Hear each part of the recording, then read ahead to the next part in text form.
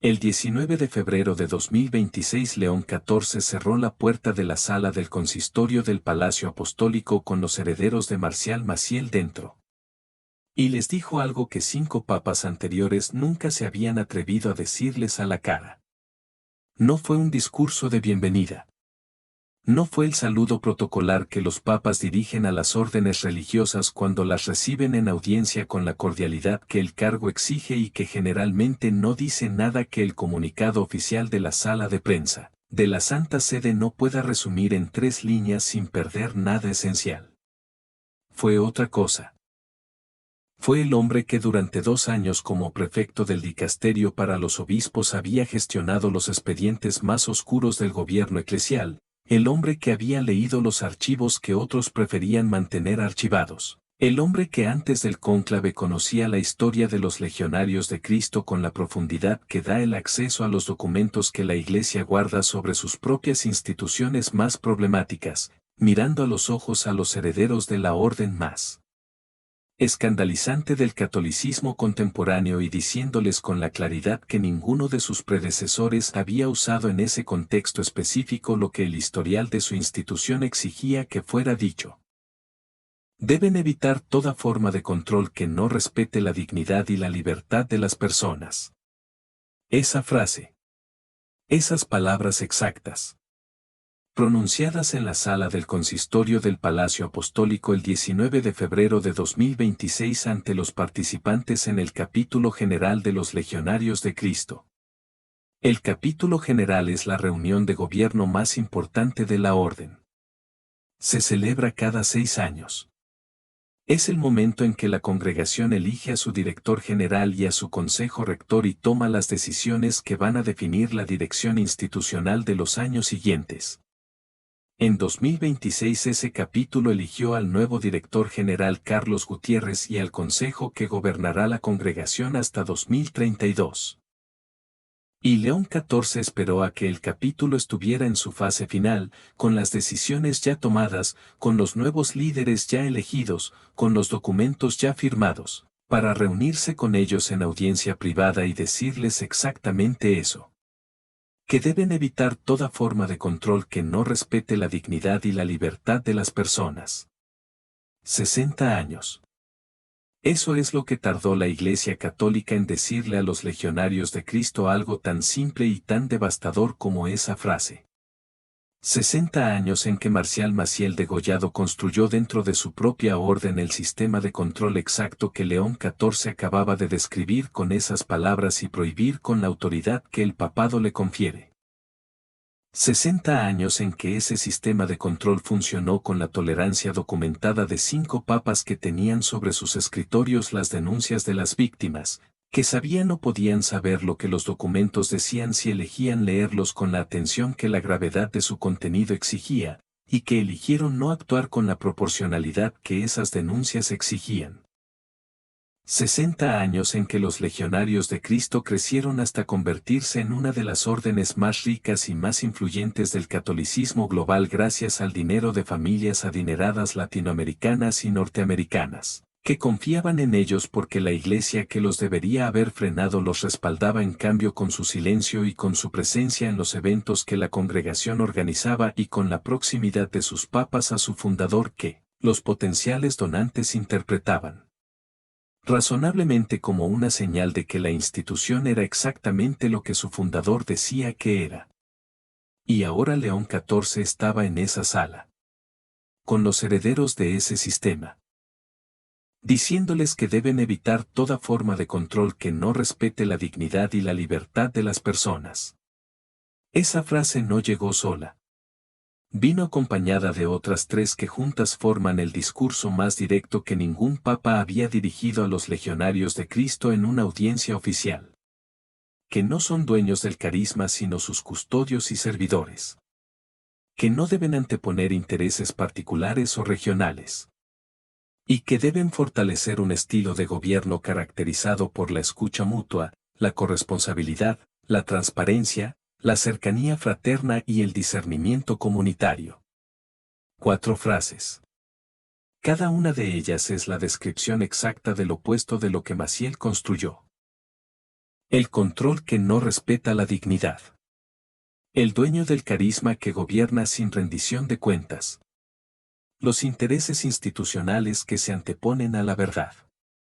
La opacidad que sustituye a la transparencia y el dominio que sustituye a la escucha. León XIV describió el sistema de Maciel sin nombrar a Maciel. Con la precisión clínica de quien conoce el diagnóstico completamente y elige formular la prescripción con la claridad que no deja lugar a malentendidos sobre qué es exactamente lo que tiene que cambiar. Asterisco: si alguna vez te preguntaste qué ocurre dentro del Vaticano cuando el Papa se reúne a puerta cerrada con la orden más controvertida del catolicismo, la respuesta empieza aquí. No te muevas todavía. Hay preguntas sobre los legionarios de Cristo que este documental va a responder completamente. Pero antes de responderlas hay que plantearlas con la honestidad que el momento exige, porque son preguntas que la mayoría de los análisis sobre esa audiencia del 19 de febrero no formularon con la precisión que el historial de la congregación hace necesaria para quien quiere entender completamente lo que ocurrió en esa sala y lo que significa para el pontificado de León XIV y para las personas cuyas vidas el sistema que Maciel construyó afectó de maneras que ningún comunicado institucional puede deshacer. La primera pregunta. ¿Qué hace un papa cuando hereda una orden cuyo fundador pasó 60 años abusando sexualmente de sus propios seminaristas, teniendo hijos con al menos 2 mujeres mientras predicaba el celibato y la castidad como valores centrales de la vida que los jóvenes que reclutaba debían adoptar, y construyendo un sistema de silencio y de control psicológico tan sofisticado que sus propias víctimas tardaron décadas en atreverse a denunciarlo públicamente porque el sistema mismo las hacía responsables de cualquier denuncia que produjera daño a la institución que las había dañado? ¿Qué haces con esa herencia cuando llegas al papado con los expedientes sobre tu escritorio? La disuelves completamente como Clemente XIV disolvió a los jesuitas en 1773. La reformas desde adentro con la esperanza de que lo que la institución puede ofrecer cuando funciona de manera genuina supere el daño que su fundador produjo cuando la usó para sus propios fines. O la recibes en audiencia, esperas a que el capítulo general elija su nuevo gobierno, y luego les dices en la cara las palabras que describen con precisión quirúrgica exactamente lo que su fundador hizo durante 60 años con la tolerancia documentada de 5 papas anteriores. León XIV eligió la tercera opción. Y lo que esa elección dice sobre su pontificado es más complejo y más significativo de lo que ningún análisis de los días siguientes capturó completamente. La segunda pregunta. ¿Por qué 5 papas protegieron a Maciel? No tolerar pasivamente las denuncias sin investigarlas. Proteger activamente. Juan XXIII recibió una investigación del Santo Oficio en 1958 y permitió que fuera archivada sin consecuencias. Pablo VI recibió nuevas denuncias en los años 70 y no actuó con proporcionalidad. Juan Pablo I murió 33 días después de ser elegido y no tuvo tiempo de demostrar qué habría hecho con los archivos. Juan Pablo II lo conocía personalmente, lo recibió en audiencias privadas, permitió que la orden que Maciel dirigía creciera hasta convertirse en una de las más influyentes del catolicismo global mientras las denuncias se acumulaban en los archivos. Y Benedicto XVI en los primeros años de su pontificado, antes de actuar en 2006, también permitió una continuidad de la situación que los archivos documentaban como inaceptable desde décadas antes. La tercera pregunta. ¿Qué pasó exactamente en esa sala del consistorio el 19 de febrero de 2026 que los comunicados oficiales de la sala de prensa de la Santa Sede no cuentan completamente? El comunicado oficial dice que León XIV animó a los legionarios a reflexionar sobre su carisma y a profundizar su renovación institucional. Eso es cierto. También es cierto que les dijo que deben evitar toda forma de control que no respete la dignidad y la libertad de las personas. Las dos cosas son ciertas simultáneamente. Y sin embargo la primera aparece en todos los titulares de los medios que cubrieron la audiencia en los días siguientes. La segunda aparece en pocos. Y la diferencia entre los titulares que eligió la mayoría de los medios y las palabras que León XIV realmente pronunció en esa sala dice algo sobre la manera en que la comunicación institucional del Vaticano gestiona la información que produce. La cuarta pregunta. ¿Qué significa que los legionarios de Cristo sigan existiendo en 2026 con 14.000 miembros en 127 países, con universidades, colegios, seminarios y obras sociales en 5 continentes, con el nombre de una congregación que su fundador usó durante décadas como el instrumento de sus propios crímenes mientras construía la fachada de una institución de servicio al Evangelio que las familias de los jóvenes que le confiaban la formación de sus hijos no podían distinguir de lo que la institución proclamaba ser porque el sistema de opacidad que había construido hacía esa distinción prácticamente imposible desde afuera? La quinta pregunta. Y la más incómoda de todas. ¿Qué significa que León XIV les dijera en esa sala las 4 frases que describen punto por punto el sistema que Maciel construyó y que los legionarios pasaran la semana siguiente publicando comunicados sobre su renovación y su compromiso con la transparencia y los ambientes seguros como si lo que el Papa acababa de decirles fuera simplemente la confirmación de lo que ellos mismos ya estaban haciendo y no la descripción de lo que necesitaban dejar de hacer urgentemente si las palabras del Papa iban a tener algún efecto real sobre las vidas de las personas que el sistema que ese Papa acababa de prohibir había dañado durante 60 años. Hay un hombre que estuvo en esa sala el 19 de febrero y que escuchó las palabras de León XIV con la misma atención que sus 59 compañeros de capítulo general. Su nombre es Carlos Gutiérrez. Legionario de Cristo. Nuevo director general de la congregación. Fue elegido ese mismo mes de enero para gobernar la institución hasta 2032. Tiene ante sí 6 años en los que las palabras que León XIV pronunció en esa sala van a ser evaluadas por la historia no en función de lo que las palabras prometían sino en función de lo que los hechos de esos 6 años demuestren que produjeron. Cuando León XIV terminó de hablar, Carlos Gutiérrez le reiteró al Papa el amor y la adhesión de la Legión de Cristo y le aseguró las oraciones de todos los legionarios. Eso es lo que los comunicados dicen. Lo que los comunicados no dicen es lo que Gutiérrez pensaba mientras escuchaba las palabras sobre el control que no respeta la dignidad. Porque Gutiérrez lleva décadas dentro de la institución que Maciel construyó. Y las palabras de León XIV describían algo que Gutiérrez conoce desde adentro mejor que ningún análisis externo puede conocerlo desde afuera. Sala del Consistorio. Palacio Apostólico. 19 de febrero de 2026. 61 legionarios de Cristo sentados frente al Papa. Y un archivo que lleva 70 años acumulando denuncias que 5 papas eligieron no responder con proporcionalidad. Lo que viene a continuación es ese archivo. Completo. Con los nombres. Con las fechas. Con lo que ocurrió y con lo que la Iglesia hizo y no hizo cuando tuvo la oportunidad de hacerlo. Quédate. Marcial Maciel Degollado nació en Cotija de La Paz, Michoacán, México, el 10 de marzo de 1920.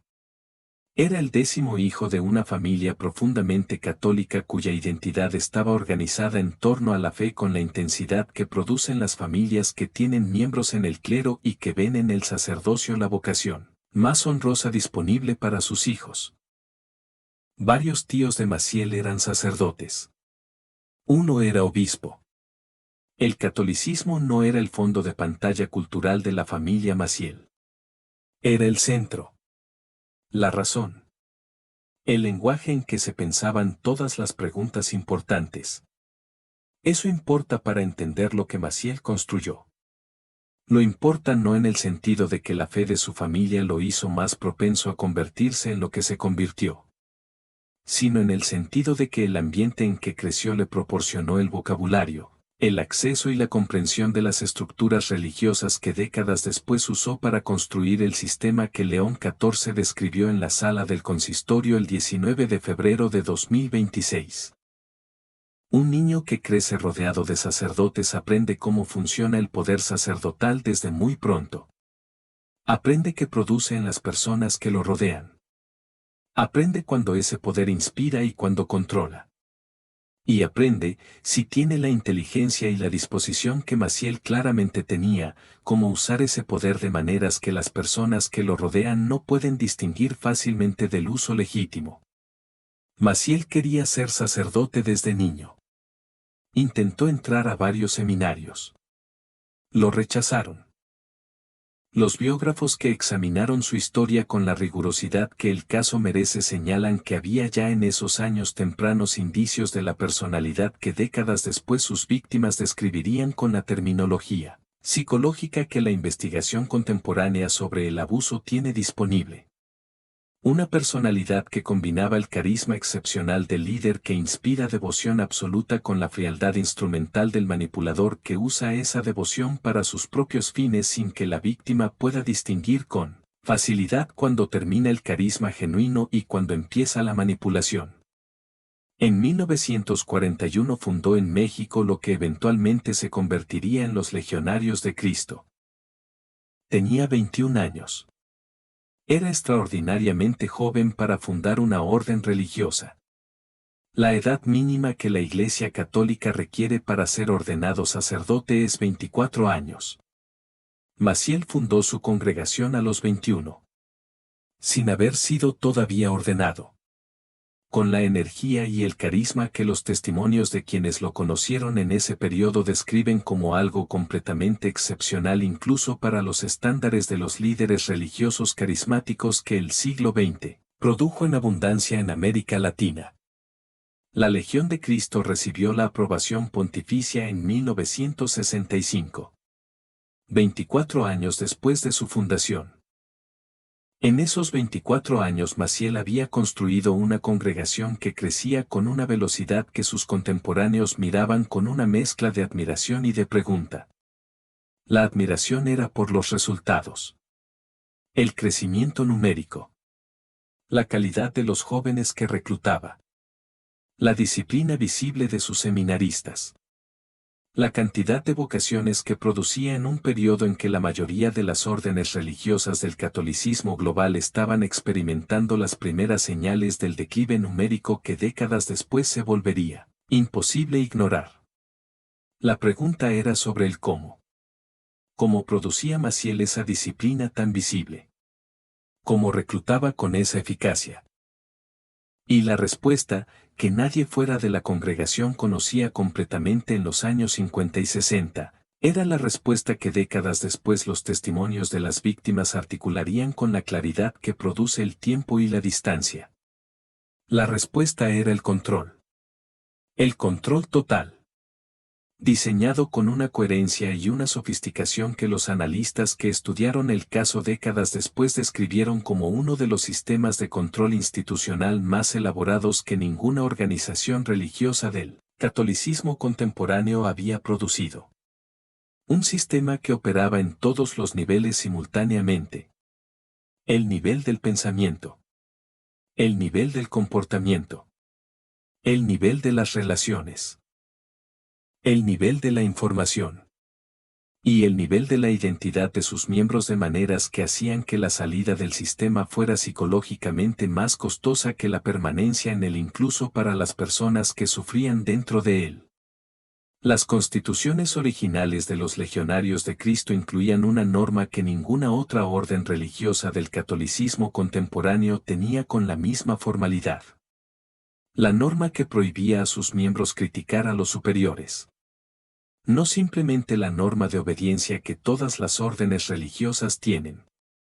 La norma que prohibía específicamente criticar. Que convertía la expresión de dudas o de preguntas o de desacuerdos con las decisiones de los superiores en una falta grave contra el espíritu de la congregación que el miembro que la cometía tenía la responsabilidad de confesar y de enmendar. Esa norma tenía un efecto que cualquier estudiante de psicología social puede predecir. Cuando una institución convierte la expresión del desacuerdo en una falta moral que el individuo tiene que corregir en sí mismo en lugar de reportar al superior, La institución está desplazando la responsabilidad del sistema hacia el individuo que intenta resistir al sistema. El seminarista que intentaba expresar que algo en lo que le ocurría le parecía incorrecto se encontraba inmediatamente en la posición de alguien que estaba cometiendo una falta moral al intentar reportar lo que le parecía una falta. El sistema se defendía antes de que la denuncia pudiera ser escuchada, convirtiendo al denunciante en infractor. Eso no fue un accidente de diseño institucional. Fue el mecanismo central del sistema que Maciel necesitaba para hacer lo que hacía sin consecuencias institucionales. Las primeras denuncias verificadas contra Maciel llegaron al Vaticano en 1956. 9 seminaristas enviaron una carta al Santo Oficio describiendo lo que Maciel les había hecho. Los abusos sexuales. Las drogas. Maciel tenía una condición de salud que requería medicación para el dolor físico. Los testimonios de las víctimas y las investigaciones posteriores documentaron que usaba esa condición como la cobertura narrativa que le permitía recibir inyecciones de morfina y que usaba las mismas sustancias para sus víctimas como elemento de control. La sustancia reducía la resistencia de maneras que la víctima posteriormente no podía articular completamente porque la experiencia misma había ocurrido en un estado alterado. Y usaba su autoridad espiritual. Maciel les decía a sus víctimas que lo que ocurría entre ellos era parte de una relación espiritual especial que solo los elegidos podían comprender. Que compartir ese secreto era parte de la consagración que los hacía especialmente cercanos a Dios. Que denunciarlo sería demostrar que no eran suficientemente maduros espiritualmente. La espiritualidad usada como instrumento de control. La intimidad con lo sagrado convertida en el mecanismo de la violación más completa disponible. El Santo Oficio recibió la carta de los 9 seminaristas en 1956 y abrió una investigación. En 1958 la cerró sin consecuencias verificables para Maciel. Ese año el Papa Pío XII estaba muriendo. Y su sucesor Juan XXIII abrió el Concilio Vaticano II con toda la atención institucional focalizada en el proceso de renovación más importante de la historia del catolicismo moderno. En ese contexto la investigación sobre Maciel fue archivada con la eficiencia que las instituciones grandes producen cuando tienen razones para preferir que algo no llegue a las mesas más altas de la toma de decisiones. Las denuncias continuaron durante las décadas siguientes. Llegaron al Vaticano bajo Juan Pablo II cuando en 1997 el Hartford Courant publicó la investigación de Jason Berry y Gerald Renner sobre los abusos de Maciel con una documentación que incluía testimonios en video de víctimas identificadas con sus nombres reales y con la disposición de enfrentar públicamente las consecuencias de hacer pública su historia. Juan Pablo II conocía a Maciel. Lo conocía con el tipo de conocimiento que produce la proximidad personal sostenida durante años. Juan Pablo II recibió a Maciel en audiencias privadas. Compartió plataformas con él en eventos públicos.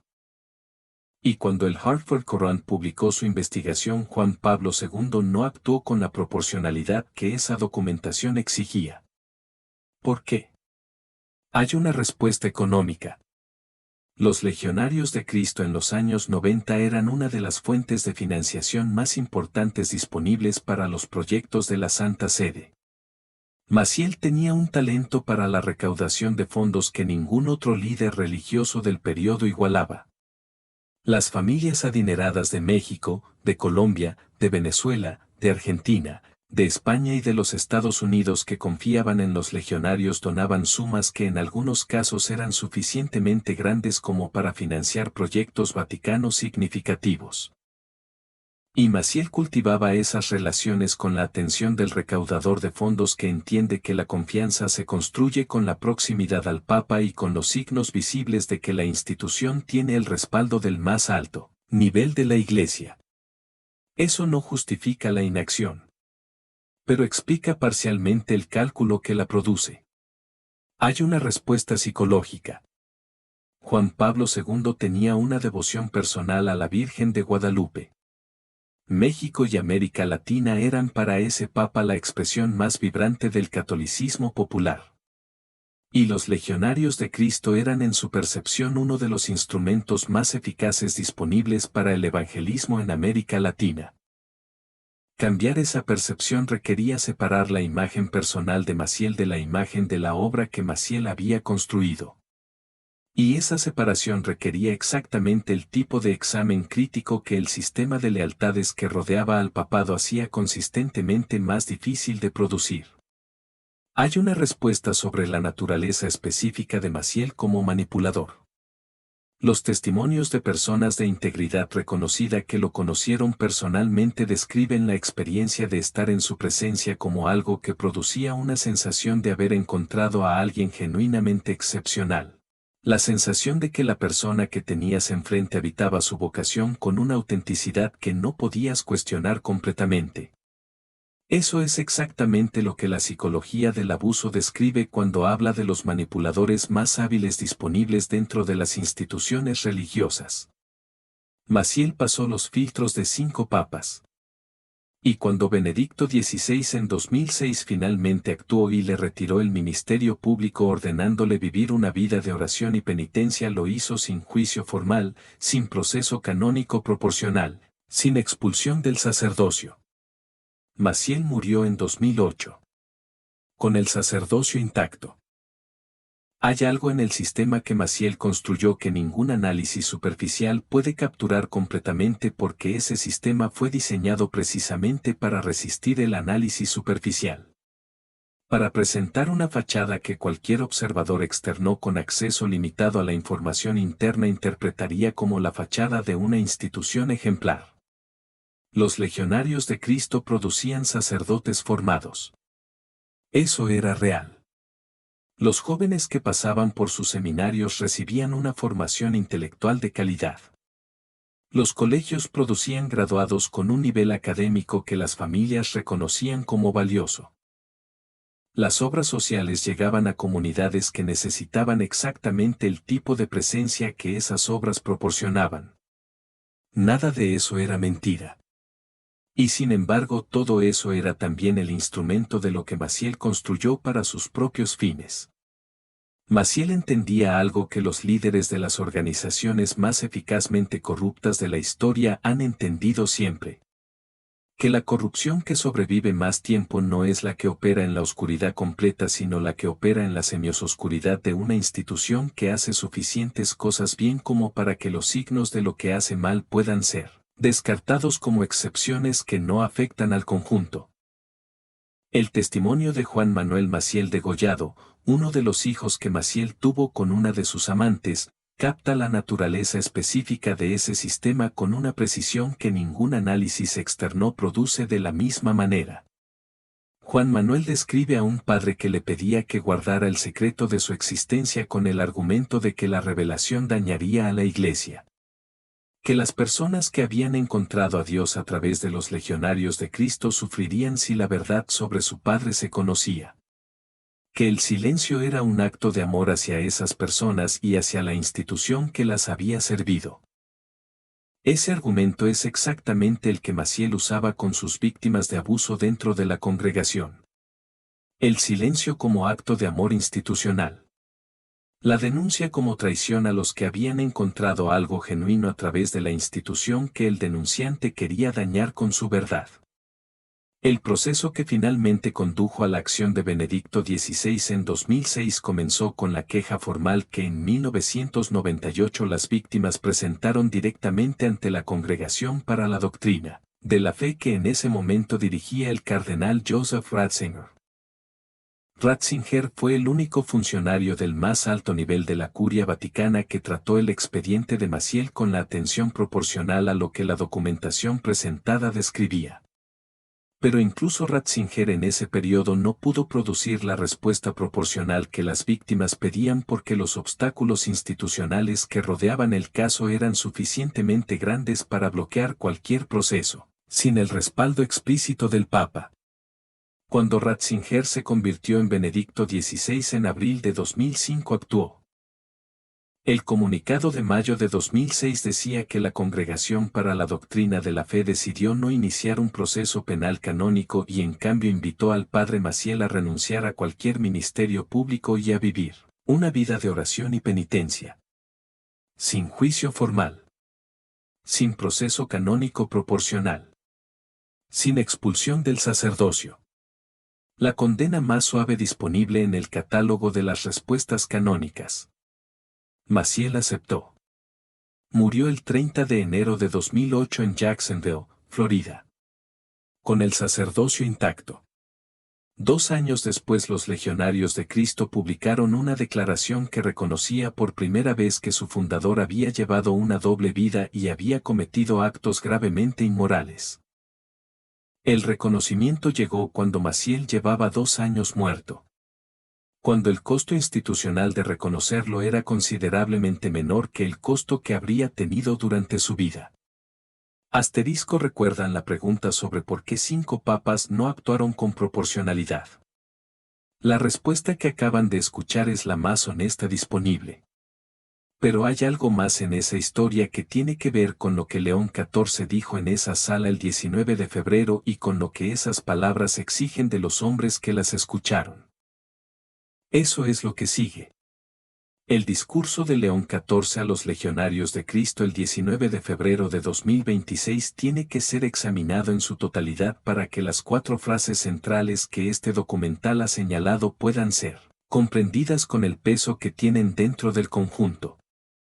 El discurso comienza con una afirmación que en el contexto de cualquier otra orden religiosa sonaría como el elogio protocolario con que los papas abren las audiencias a las congregaciones religiosas. Me alegra recibirlos en la fase final de su capítulo general. Como en la vida de todo instituto religioso, este es un tiempo de gracia, ya que constituye un momento privilegiado de discernimiento comunitario y de escucha al Espíritu Santo, que sigue guiando su historia y sosteniendo la misión confiada a su congregación, en fidelidad al carisma recibido como un don de Dios para la Iglesia.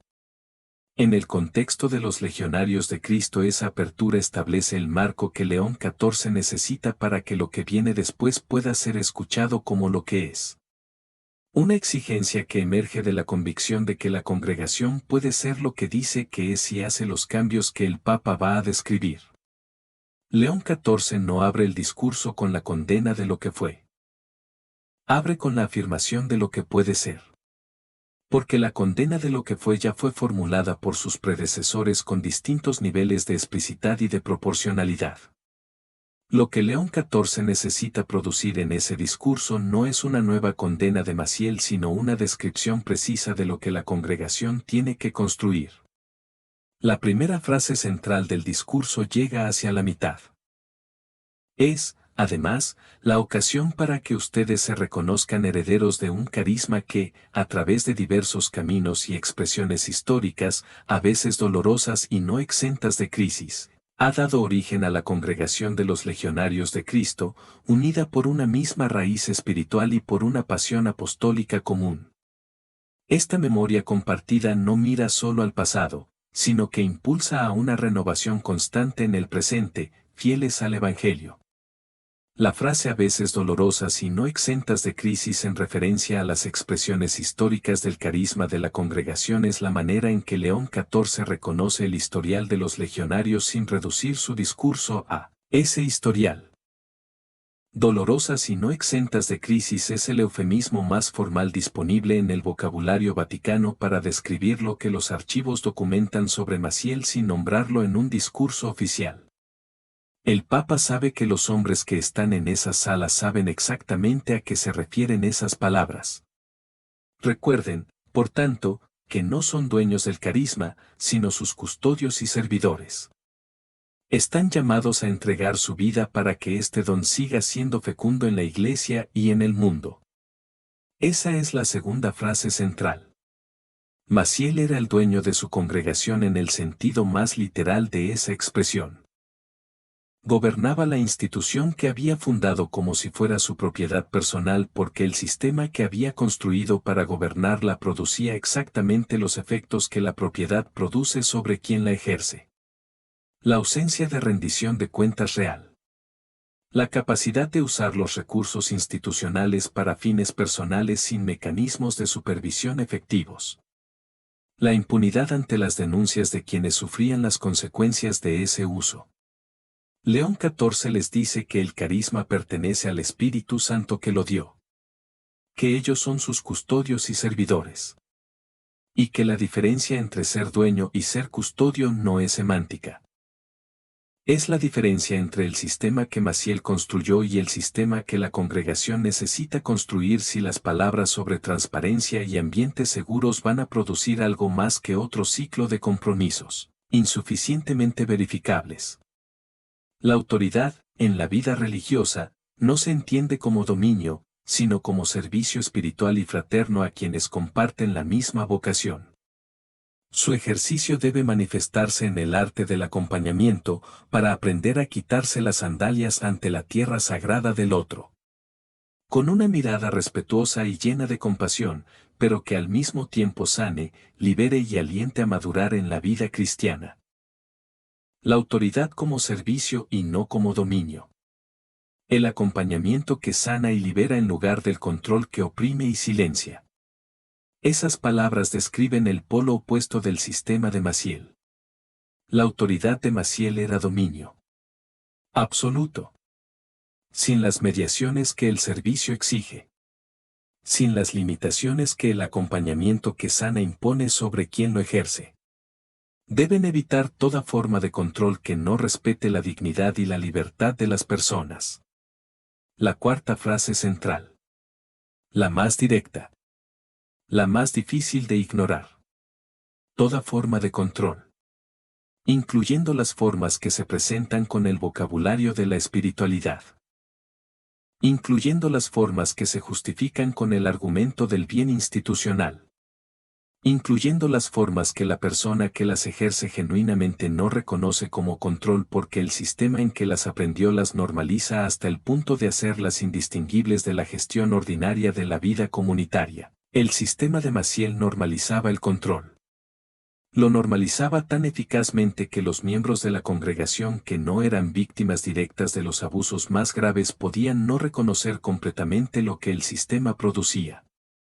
Las constituciones que prohibían criticar al superior no producían en quien las cumplía la sensación de estar siendo controlado. Producían la sensación de estar siendo obediente. La diferencia entre esas dos sensaciones es exactamente la diferencia que el sistema de control más eficaz produce cuando funciona correctamente.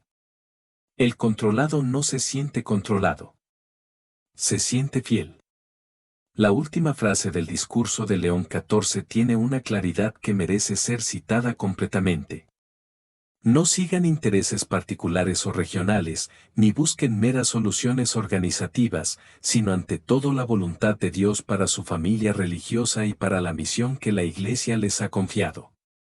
Meras soluciones organizativas. Esa expresión en el contexto del historial de los legionarios es el diagnóstico más preciso disponible de lo que sus capítulos generales anteriores habían producido cuando se enfrentaron a la crisis de Maciel. Soluciones organizativas. Cambios en el organigrama. Nuevos procedimientos canónicos. Documentos sobre la protección de menores. Comunicados sobre los ambientes seguros. Todas esas cosas son necesarias.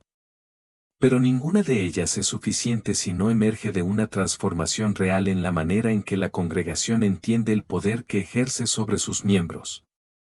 El capítulo general de 2026 produjo un comunicado con 7 secciones temáticas.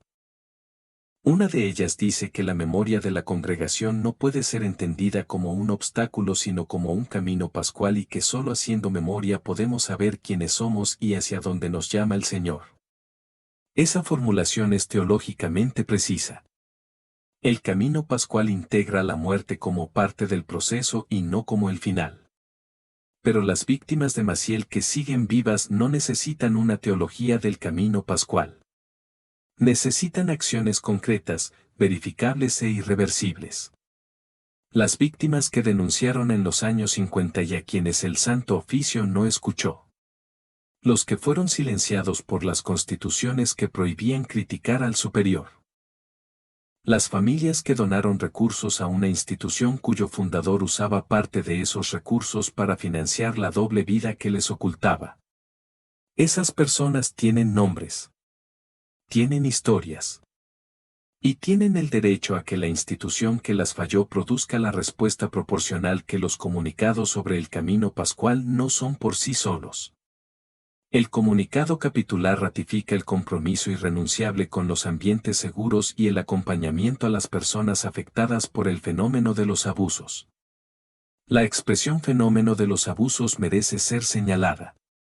Los abusos de Maciel no fueron un fenómeno en el sentido neutral de algo que ocurre en el mundo y puede ser observado y estudiado. Fueron el resultado de un sistema diseñado deliberadamente para producirlos y para garantizar la impunidad de quien los producía. Llamarlos fenómeno es exactamente el tipo de distancia lingüística que León XIV les pidió que evitaran cuando les dijo que no buscaran meras soluciones organizativas sino la voluntad de Dios. León XIV tiene ese historial completo. Lo tiene como prefecto del dicasterio para los obispos que gestionó expedientes durante 2 años antes del cónclave. Lo tiene como el hombre que pasó 30 años en las comunidades más pobres del Perú donde vio lo que el abuso de autoridad espiritual produce en las personas más vulnerables. Y lo tiene como el Papa que el 19 de febrero de 2026 eligió esperar a que el capítulo general estuviera en su fase final para pronunciar las 4 frases que ninguno de sus predecesores había pronunciado, con esa claridad ante esa congregación. Hay algo en la posición específica de León XIV que lo distingue de todos sus predecesores en el manejo de este caso. Conoce los expedientes. Los ha leído. Sabe la diferencia entre el expediente que documenta un problema institucional y el expediente que documenta un sistema diseñado desde el principio para producir ese problema y para garantizar que no pueda ser resuelto, desde dentro de la institución que lo produce. León XIV también eligió el espacio con precisión. Recibió a los legionarios en la sala del consistorio del Palacio Apostólico. El consistorio es la sala donde el Papa recibe a los cardenales para los actos más solemnes del gobierno de la Iglesia. Recibir a los legionarios en esa sala y no en la sala clementina donde se reciben habitualmente las delegaciones de las órdenes religiosas en audiencias protocolares es una señal del nivel de importancia que León XIV quería que la audiencia transmitiera. No era un saludo protocolar. Era una conversación que el Papa consideraba suficientemente importante como para celebrarla en el espacio que dentro del Palacio Apostólico tiene mayor carga institucional. El proceso que finalmente condujo a la acción de Benedicto XVI en 2006 comenzó con la queja formal que en 1998 las víctimas presentaron directamente ante la Congregación para la Doctrina de la Fe que en ese momento dirigía el cardenal Joseph Ratzinger. Ratzinger fue el único funcionario del más alto nivel de la Curia Vaticana que trató el expediente de Maciel con la atención proporcional a lo que la documentación presentada describía. Pero incluso Ratzinger en ese periodo no pudo producir la respuesta proporcional que las víctimas pedían porque los obstáculos institucionales que rodeaban el caso eran suficientemente grandes para bloquear cualquier proceso, sin el respaldo explícito del Papa.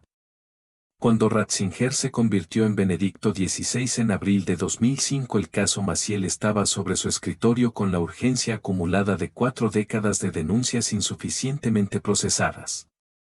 En 2006 actuó. El comunicado que el Vaticano publicó en mayo de ese año decía que después de una investigación minuciosa la Congregación para la Doctrina de la Fe decidió no iniciar un proceso penal canónico y en cambio invitó al padre Maciel a renunciar a cualquier ministerio público y a vivir una vida de oración y penitencia retirándose a un lugar reservado renunciando a cualquier forma de ministerio público. Sin juicio formal. Sin proceso canónico proporcional a lo que los archivos documentaban. Sin expulsión del sacerdocio. Sin la declaración pública y explícita de los crímenes que el procesado había cometido y que las víctimas necesitaban que la institución reconociera. La condena más suave disponible en el catálogo de las respuestas canónicas al tipo de conducta que los archivos describían con una especificidad que hacía esa suavidad difícil de explicar sin referirse a los factores que este documental ha examinado. Maciel aceptó la decisión sin resistencia pública. Murió el 30 de enero de 2008 en Jacksonville, Florida. Tenía 87 años. El mundo supo de su muerte por un comunicado de los Legionarios de Cristo que describía su fallecimiento con el lenguaje de la pérdida de un fundador que había dedicado su vida a servir a la Iglesia. 2 años después la congregación publicó una declaración que reconocía que su fundador había llevado una doble vida. Era la primera vez que la institución reconocía formalmente la realidad que sus propios miembros habían tenido que procesar durante décadas. El reconocimiento llegó cuando Maciel llevaba 2 años muerto. Cuando el costo institucional de reconocerlo era considerablemente menor que el costo que habría tenido durante su vida. Ese reconocimiento tardío es el contexto inmediato que precede al capítulo general de 2026 y al discurso de León XIV del 19 de febrero. Los Legionarios de Cristo han tenido desde 2010 un proceso de reforma institucional que Francisco supervisó con la creación de figuras de supervisión vaticana sobre la congregación en 2014 y que los capítulos generales anteriores pretendieron haber completado con documentos que prometían la transformación del sistema de gobierno que Maciel había construido. León XIV conoce ese historial de reformas prometidas. Y el discurso del 19 de febrero no es la respuesta de alguien que cree que ese historial demuestra que la transformación está completa. Es la respuesta de alguien que sabe que las palabras sobre la transformación son necesarias pero no suficientes y que la única manera de producir algo diferente es nombrar con precisión lo que tiene que cambiar y exigir que ese cambio sea demostrado con hechos verificables. Las víctimas de Maciel que siguen vivas en 2026 han recibido en las últimas 2 décadas una serie de declaraciones institucionales sobre el reconocimiento del daño que sufrieron. Algunas de esas declaraciones produjeron procesos concretos de acompañamiento y de reparación económica. Otras produjeron el tipo de lenguaje sobre la memoria y el camino pascual que el comunicado capitular de 2026 reproduce con la misma arquitectura verbal que los documentos institucionales anteriores. Lo que ninguna de esas declaraciones ha producido todavía con la completitud que las víctimas más persistentes reclaman es el reconocimiento institucional pleno de la naturaleza sistémica de lo que Maciel construyó. El reconocimiento de que los abusos que produjo no fueron el error personal de un hombre corrupto que logró engañar durante décadas a una institución que genuinamente no sabía lo que ocurría, sino el resultado de un sistema diseñado deliberadamente para producirlos y para garantizar que no pudieran ser denunciados efectivamente por los mecanismos internos de la congregación. Esa distinción entre el error personal y el diseño sistémico es exactamente la distinción que León XIV hace cuando describe el sistema de control que la congregación tiene que desmantelar. Hay algo más que este documental necesita decir antes de cerrar. Dentro de los Legionarios de Cristo hay hombres que entraron a la congregación con la misma convicción con que los mejores candidatos entran a cualquier institución religiosa. Con la disposición de servir. Con la voluntad de dedicar su vida a algo más grande que ellos mismos. Con la fe genuina en el Evangelio que la institución proclamaba encarnar. Esos hombres existen. Y su presencia dentro de la congregación es al mismo tiempo la razón por la que la institución puede producir el bien que produce. Y la razón por la que la reforma que León XIV describió el 19 de febrero es posible si hay suficientes de esos hombres en posiciones de gobierno que la hagan posible. Carlos Gutiérrez puede ser uno de esos hombres.